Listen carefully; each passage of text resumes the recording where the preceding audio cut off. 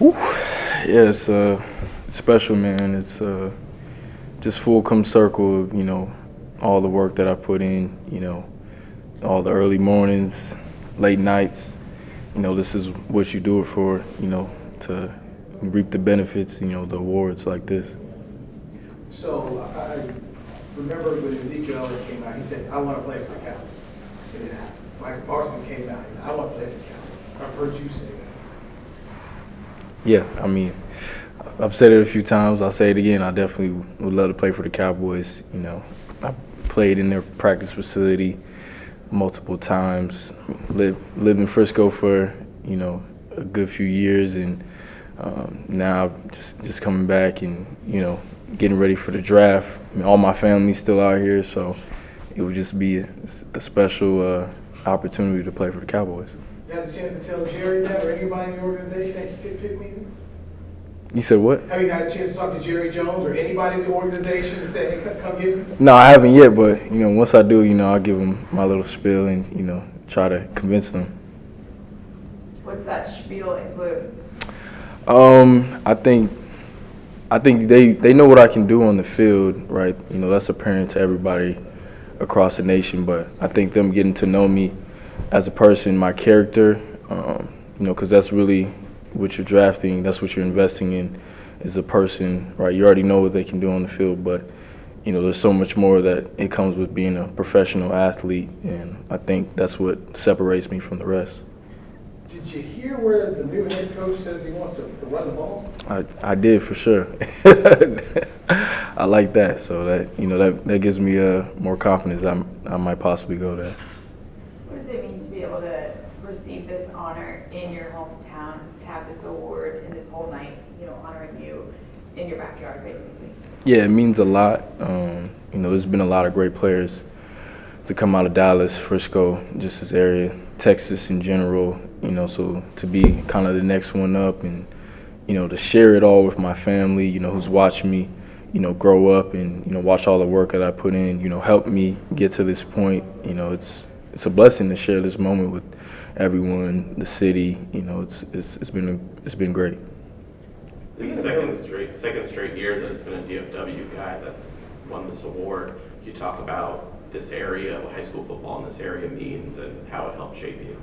Yeah, high school football here is, the best of the best, right? So you're competing with a lot of talented guys week in and week out, guys who are going to play in the college and NFL, caliber type guys. So, it's just a different level of competition and who you're competing with, and, it just breeds excellence year after year. Your parents are in the military, and I know from that, having my parents do it too, you go places and you're there for a little bit. Sometimes they don't feel like home, but you're there for a little bit. How is being in Texas kind of solidified? Does it feel like home of all the places you've been, or how do you see it? Yeah, I definitely think it feels like home. There's a part of me, in everywhere I've lived, and, it's like a different experience, a different season of my life. But, Texas being the most latest, and obviously where I played high school football, which is a big deal, so it's kind of like, one of the most special places because, all the history that I have and, all the things that I was able to do in my time. Did that city recruit you? No, they didn't. So I didn't really get recruited out of, Texas by most schools.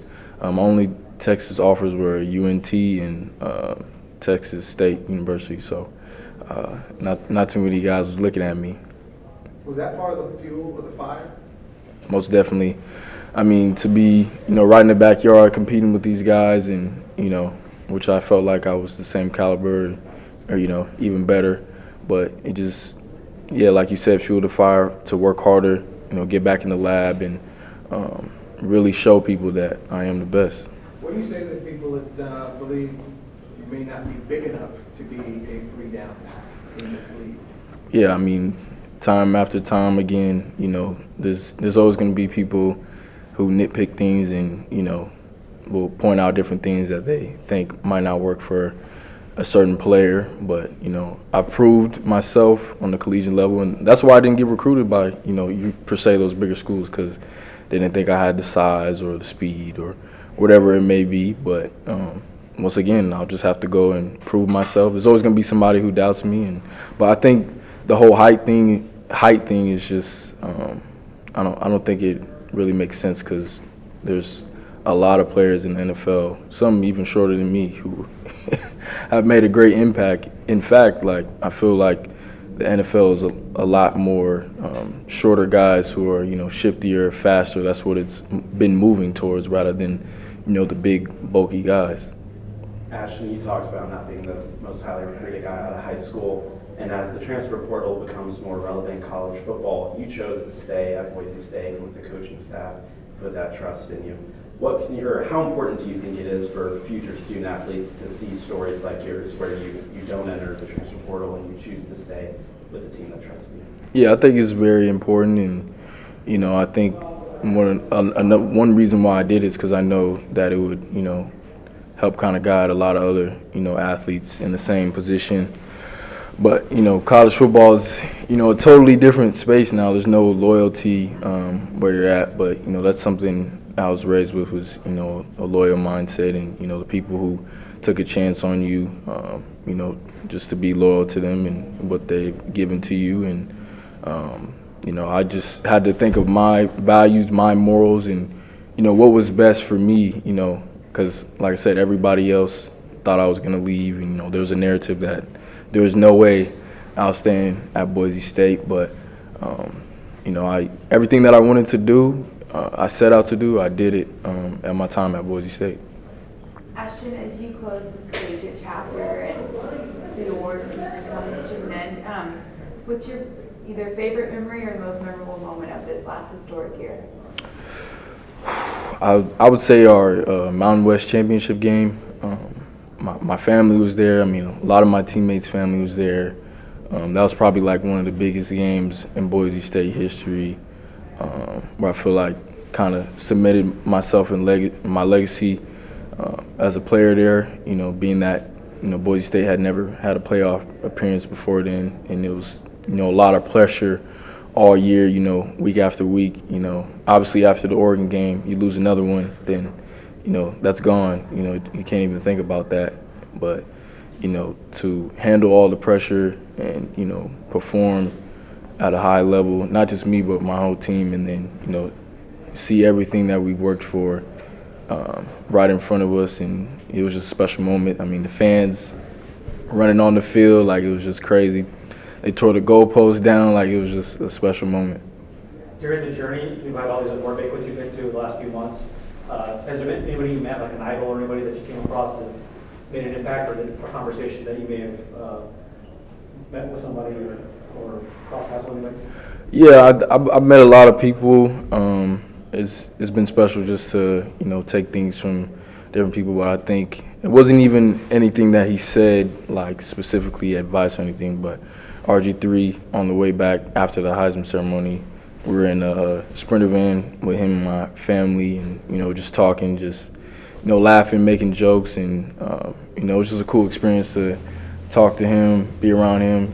He's a funny guy, so yeah, that was cool. Did Andy Avalos recruit you to Boise? Yes, he did. Yeah. So I was a part of his first real recruiting class at Boise State. Yeah. Have you had any opportunity to connect with him at all since he's now down the road? Yeah, he's reached out on multiple different occasions. He actually texted me today because he's was saying how he's recruiting in Frisco, and just thought about me. So yeah, it's been great to have that relationship, and thankful that he took a chance on me and seen something when a lot of other people didn't. So we're here, home of the Dallas Cowboys, only 2 or 3 months away from the NFL draft. Have you thought about the possibility of maybe getting a call on draft night from Jerry Jones and this being your landing spot? Yeah, definitely.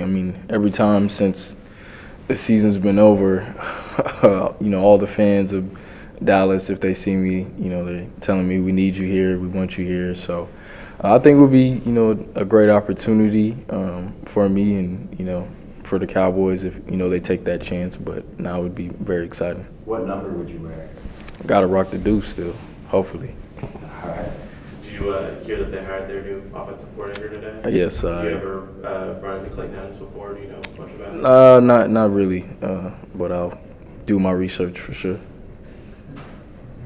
Everybody who watched you last year saw your physicality and breakaway speed. What do you think is a part of your game that fans may not know too much about?